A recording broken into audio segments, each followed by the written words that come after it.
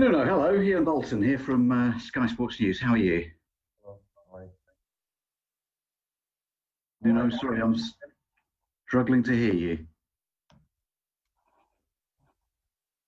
Can you hear me okay? I hear you perfectly. Okay. And now I'm hearing you perfectly. So, Okay. So let's make a start. Tell us about your squad for the match at Sheffield United. How are things looking? Did anyone pick anything up against Arsenal? Everyone okay? No. We had Pedro during the match had a strong kick. We still have to assess him regarding tomorrow. And what are his chances? A lot. At the same time, not too many.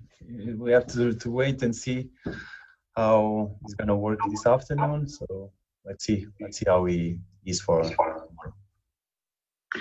Tell us what the situation is with Daniel Potence. The suggestion is that the club asked the Premier League for some special dispensation to allow him to play, having been to Portugal and come back and obviously isolated, quarantined rather. We did what we had to do. The moment that he returned, he went to his home. He stayed at his home. He tested 2 times already, negative. And we have the news that he can join us. I think, like you said, there's a law that allows this situation, so he will probably join us tomorrow. Okay, how positive? How positive is that for you? It's very positive because we need all the players. We know the reality of our squad, so when we have all the players available is the best situation for us. So it's positive that we can count on him.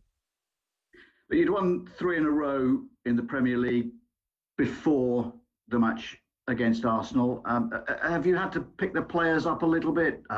Is there any danger that it'll disrupt your momentum, which was very good?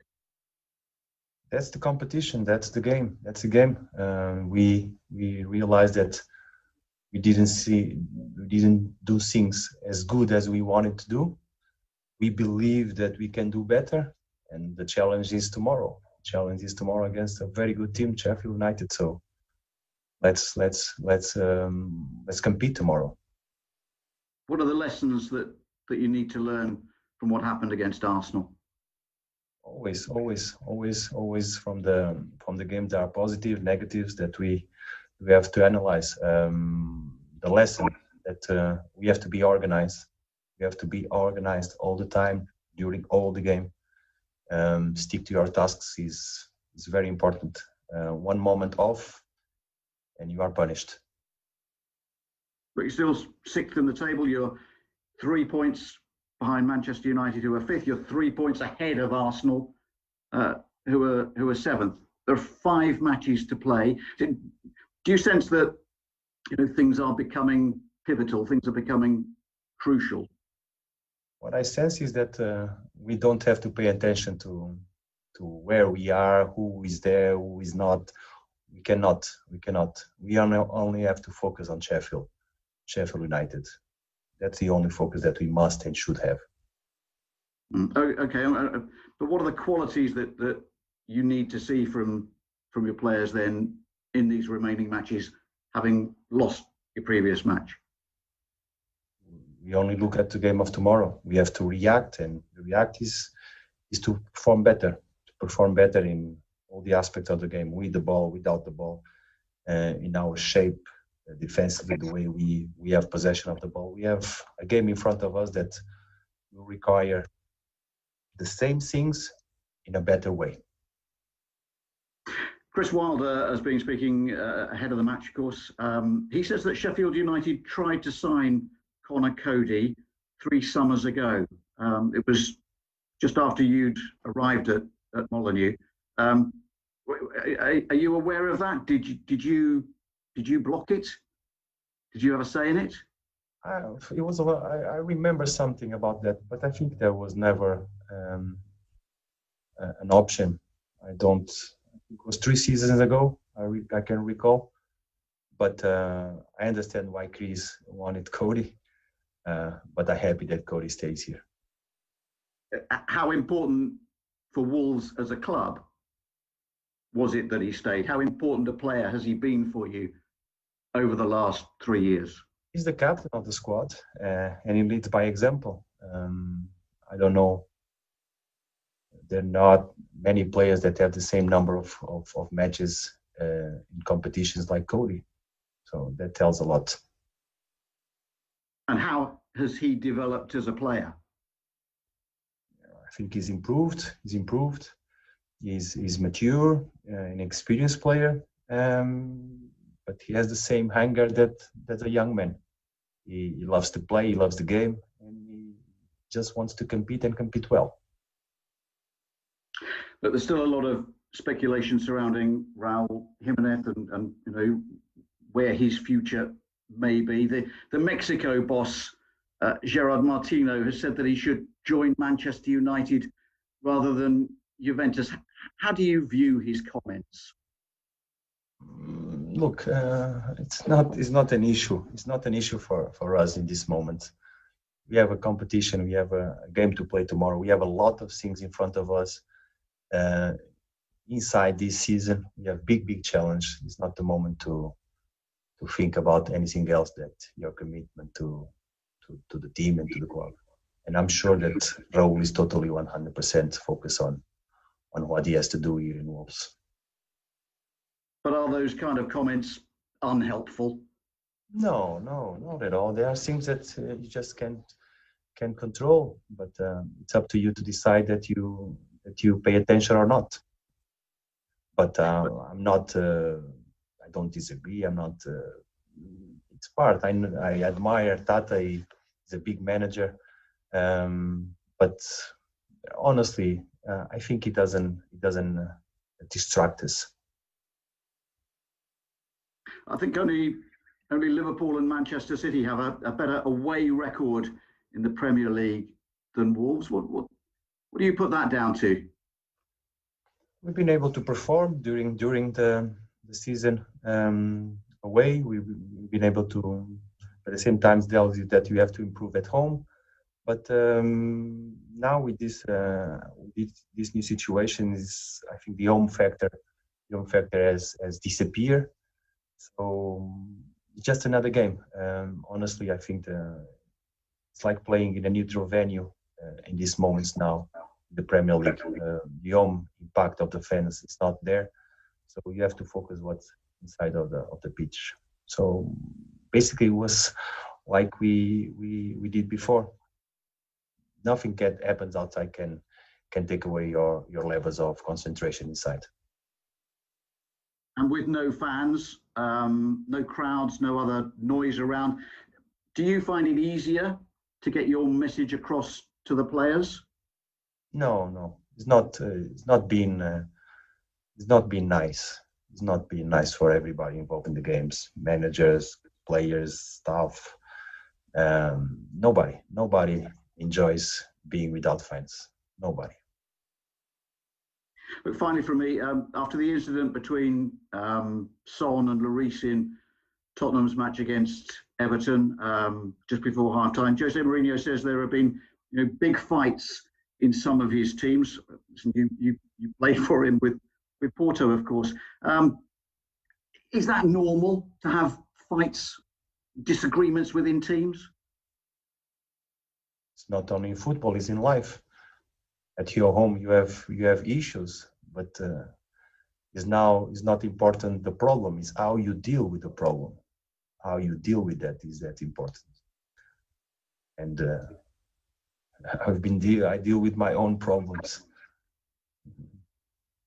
How do you deal with them, Nuno? With dialogue, with understanding, knowing that people can make mistakes, and you just have to be adult enough to speak and have a good dialogue to solve situations. It's about you deal with the situation.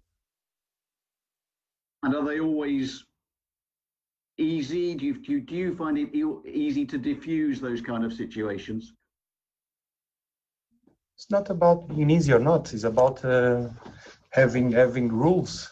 And having rules. The moment that you live in a small group, you have your own rules. You have, and these rules are based on respect.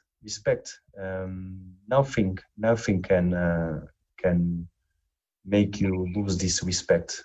It's not because you can speak louder, you can shout, you can do whatever you want, as long as you say the right things that can be useful. Sometimes these situations happen and can be a starting point for something. I don't know what happened that you mentioned. I don't know what happened. Really, I don't know. I know that when these things happen in a squad is how you deal with the situation, how you take advantage of not being of being disagreed with the other person, and why. So why you happen and how you go from this incident to an advantage for you. Nuno, thank you. Listen, I wish you well. Wish you well at Sheffield United. Thank you. Thanks. Hi Nuno, Dan from the BBC. I watched your post-match interview Saturday evening against Arsenal. I don't see you. No, I don't see. I just listen to you. No. Hopefully you can see me. I put a shirt on especially. Okay. Now I see. I see. Yeah, I watched your post-match interview on Saturday. I know you're fiercely competitive. You love to win. You hate to lose.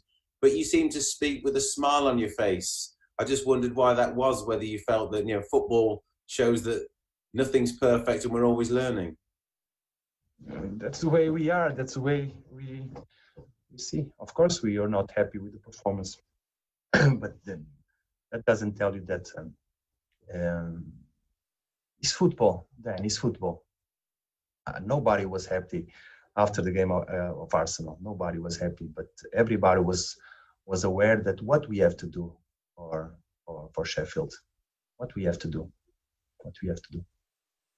And what do you have to do, bearing in mind they had a great result against Tottenham and maybe surprised a few people a few days ago? Not only the result against Tottenham. We know Sheffield. I know Chris. It's been a while. I think it's already 3 seasons that we compete in the championship. He told that I'm a magic. He's a real magician. He's the real one.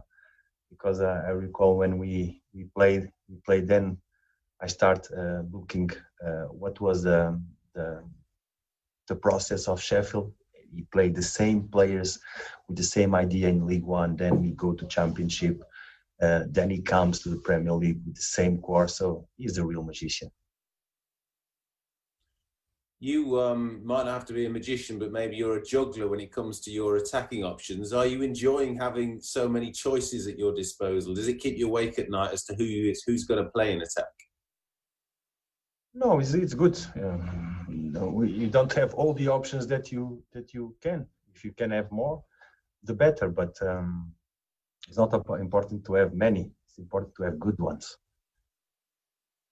And finally, from me, you said that nobody's enjoying playing football without the crowds. I just wondered if the referees might think differently. Do you think it's easier for them and that maybe games are a little bit cleaner, that players are a bit more accepting and there's less dissent on the pitch? I don't know if it's easier for them or not. But there are moments that everybody misses the crowd and the effect that he has on the game. And of course, on the referees. I think it's a good, I don't know how to say it, but the fans are good judges of the situation. Good answer. Thank you, Nuno. Thank you, Dan. Any more questions left? Hi, Nuno. Hello. Hi there.